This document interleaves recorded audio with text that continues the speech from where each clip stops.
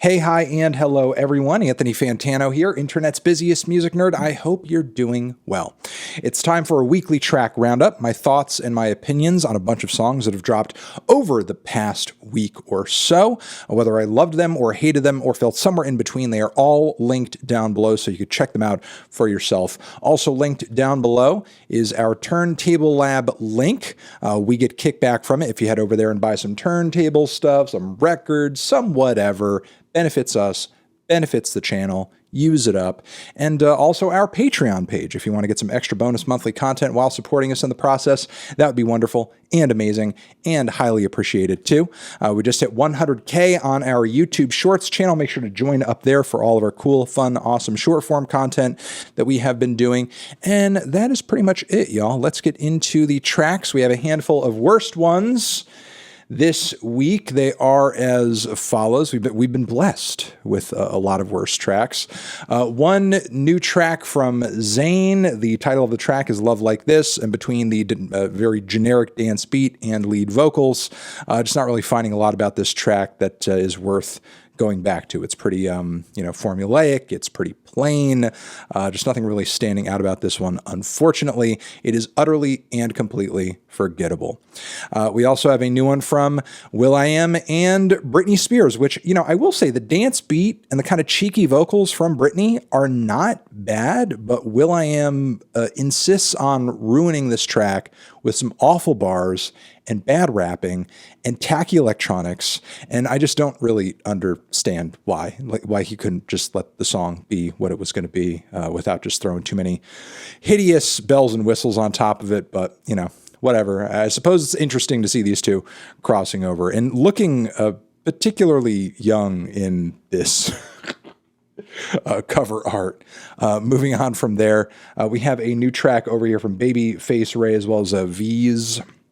Bosses linking with bosses. Yeah, it's just, this is about as sleepy rap gets. Like everybody's like taking a nap on this thing. It is nap time on this track. It is neither fun nor sexy nor summery nor interesting. It is just a snooze fest. It is an ambient and a half. Just don't really get the appeal of this one, sadly. Just everything is so underwhelming and so understated. And again, not even in a fun or a playful way like on, I don't know, a Yin Yang Twins track or something like that, but whatever. All right, moving on from there, we have the band Fiddlar doing a cover of Limp Bizkit's Nookie, but it just kind of sounds like the original version, but with like less in there. It's like a more bare bones version of the song. So it's like everything that's awful about the track, but just with like less of the parts that kind of made it as catchy as it was. I don't know. It's just kind of a fail cover, in my opinion. Moving on from there, we have a new weird crossover between Jesse Murph, Polo G, and Diplo. It is an odd rap kind of acoustic country crossover of sorts, and it's just not really working all of the disparate parts of the whole thing, in my opinion. But let's move on to the tracks that I thought were meh. Not blown away by them, but you might like them more than me. Thought they were still worth shouting out. They are as follows. We have a new one from Denzel Curry over here, Blood on My Nikes. Listen, I'll say Denzel comes through with a few catchy refrains on this one, and the beat's not bad, but like the verses are not as dense as I thought they would be, and the whole track overall is kind of short. It's kind of on the short, bare bones, unstructured side of things. I thought he would kind of go the distance on a new single, but I feel like he, kind of underwrote this one a little bit, honestly. Moving on from there, we have Travis Scott's new single with Bad Bunny and The Weeknd, K-pop. It's boring and it's lame as heck. Just kind of sounds like some leftover fodder from a Bad Bunny record. Travis Scott fans are currently coping, saying he didn't say this one's gonna be on the album. It's probably not gonna be on the album.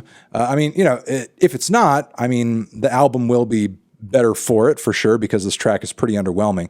But he also didn't say it wasn't going to be on the album. I suppose it could fall in either direction at this point. Listen, all I'm saying is it's a new track from Travis during a new album cycle. And if this song is indicative of what we are about to be hearing on this new record, it's not looking good. All right, moving on from here. We have a new one also from none other than Stormzy with a RAYE on the track. The Weeknd is the title of the song. And, it's kind of a lovely little, somewhat romantic pop rap track. It's not bad, but nowhere near as compelling or gripping as some of Stormzy's, modern classic stuff that he's dropped so far. I'll say that. We also have a new one from Róisín Murphy, You Knew. It's quite an experimental and odd and left field sort of dance cut that, starts off with some very good momentum, but as it progresses along, there's some very odd kind of, beat changes and spoken word bits that I think derail things quite profoundly. I just feel like the song could have, maybe found more of a balance between the more formal, groovy bits and the more experimental bits, I suppose. But it's interesting to say the least. All right, beyond that, we have the new ASAP Rocky track, Rowdy Pipe, and Pharrell on the beat. And I feel like he kind of dropped the ball on this production, honestly, because Rocky feels like he's drowning in the beat sometimes. Bass is a little overblown as well. There's like these bits of white noise that I don't think complement the instrumental all that well, but Rocky does, bring some decent bars, and he sounds just as good as he typically does on the mic. Hasn't really, missed a beat or anything like that in terms of his rap performance. But again, the production, the beat itself, I feel like is, kind of lacking and leaves something to be desired, especially given that it is Williams' beat. Moving on from there, we have a new one from Illuminati, Hotties. Truck is the title, but it's really kind of one of the band's more understated ballad-like tracks. It's okay, not real, not really, punchy or punky. Like I typically expect a lot of or not expect, but enjoy a lot of the band's music to be. But hey, this could be a cut that grows on me when I listen to it, maybe in the context of other tracks on a record, something like that. But there you go. All right, we have a new one from Chris Stapleton, White Horse. I usually do love Chris Stapleton's music, especially the vocals. But I feel like in this instance, we kind of have a very one-dimensional piece of country rock that is just constantly blaring. And Chris's voice is just so on 10 throughout much of the track. You don't really hear a lot of those beautiful nuances that he typically brings to the table. The track, again, has a lot of fire, has a lot of volume, but it's kind of missing something beyond that, in my opinion.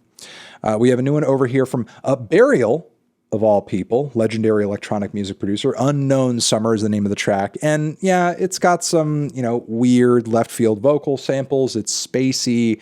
It's very stripped back. It's very much a meditative, cerebral headphone kind of listen. I'll say that, but nothing, nearly as compelling or as interesting as, the classic Untrue level stuff, in my opinion. But it's there, and, it's doing its thing. All right, best tracks of the week. We have a handful of those. They are as follows. We have a new one from Tinashe. I'm sort of on the fence much of the time with her music, but this track in particular, I found the vocals to be very pretty, very intimate, and the beat to be kind of unique on this one. Talk to Me Nice is the title of this one. I'm digging it. I'm vibing with it for sure.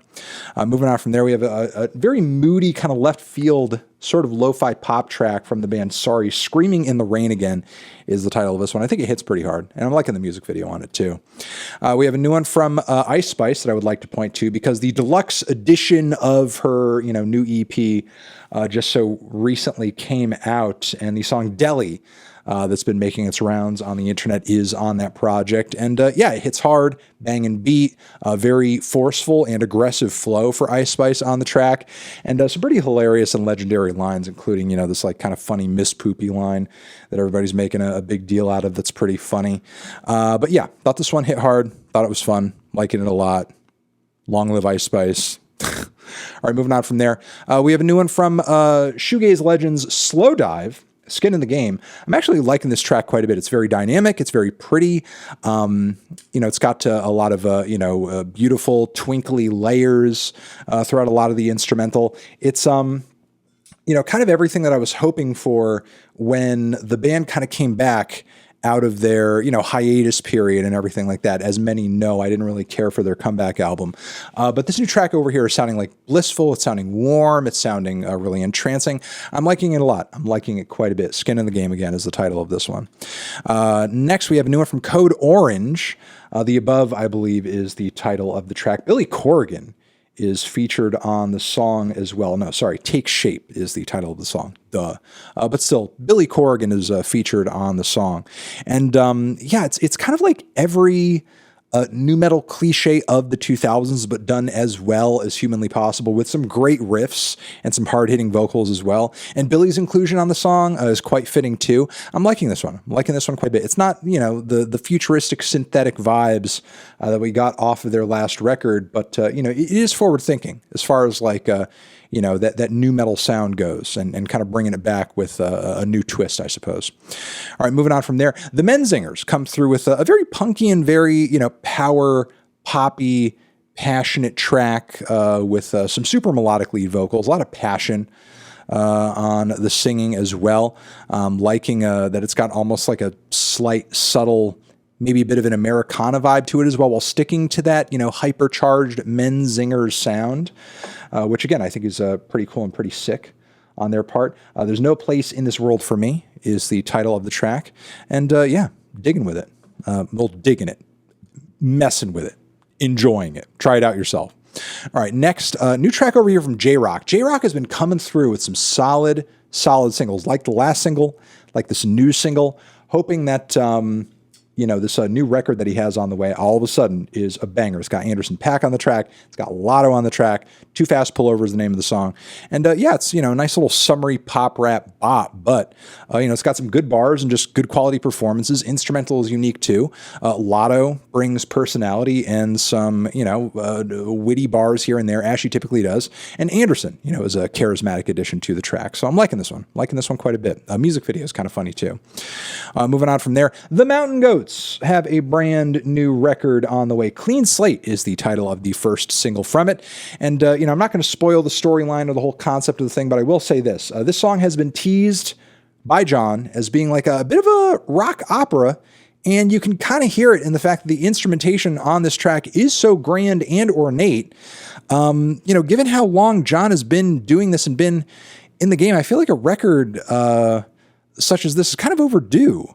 You know, he's worked with so many different instrumental palettes over the years, but, you know, not really anything this super layered and arranged and over the top in a theatrical way.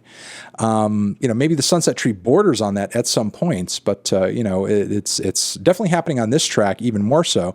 And it's sounding great in the process, sounding really entertaining and really kind of adding to the drama of, you know, the story that he's telling on the song. Liking this one a lot. Digging it.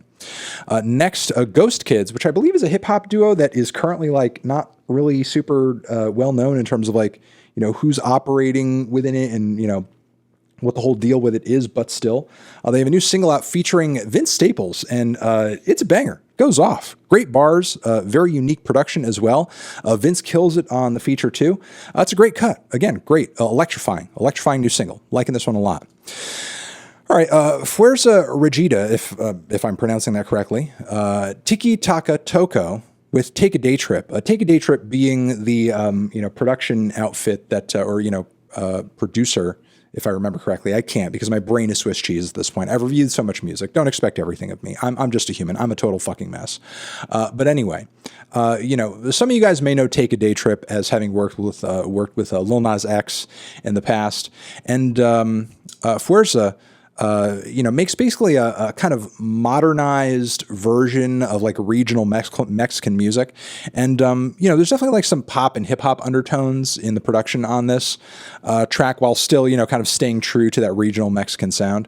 And yeah, it's a cool ballad. I don't know why I can't talk right now. I'm a little tired. Sorry about that.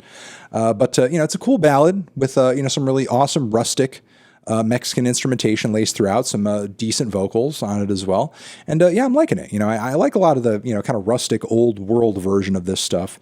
And kind of hearing a modern take on it that feels tasteful and feels, you know, kind of like true to the older styles of music that obviously inspire it, I think is cool. You know, and I definitely have a, you know, a lot of respect for that, that sort of vibe. Liking it. All right. We have a new one over here from a project by the name of Flyte, I believe it is. Tough Love is the title of the song. It's kind of like a rockin' little indie folk track, but Laura Marling's vocals are in the mix too. And I'm liking it a lot. It's a good performance, good vocal chemistry as well. I'm digging on this one quite a bit. And, if you're a big Laura fan, I think you should check the track out. All right, moving on from there, we have a couple of more. One, Big Thief brand new single out, a long-awaited one that has been kind of floating around for a little bit. There was like a live performance of it on a old Colbert episode that the fans have been eating up. And, the final studio version of it obviously is out now, and it's fire. Vampire Empire is the name of the track, and I'm liking it a lot. Awesome octave jumps in the vocals, great pounding drums on the track, passionate vocal performance from Adrian, loving it. It's fire. All right, and finally, beabadoobee, who, I've been on the fence with sometimes in the past, has a great low-key, melodic, entrancing, indie folky little tune out titled The Way Things Go. And it's lovely. It's enchanting. It's a little ominous as well, especially with the music video. And I'm liking this one a lot. I think this is easily one of beabadoobee's best tracks. And, last record had some of her best material on it as well. So it kind of seems like things are progressing in an interesting way as we're getting more and more tracks from beabadoobee. But that's going to be it. That is the weekly track roundup, everybody. Thank you very much for watching. Hopefully you got some good recommendations out of this video and did okay dealing with my brain just kind of feeling a little tired and fried right now. I apologize. But, the music recommendations still came through, didn't they? They did. All right, you're the best. I'll see you soon in another video. Mwah. Forever.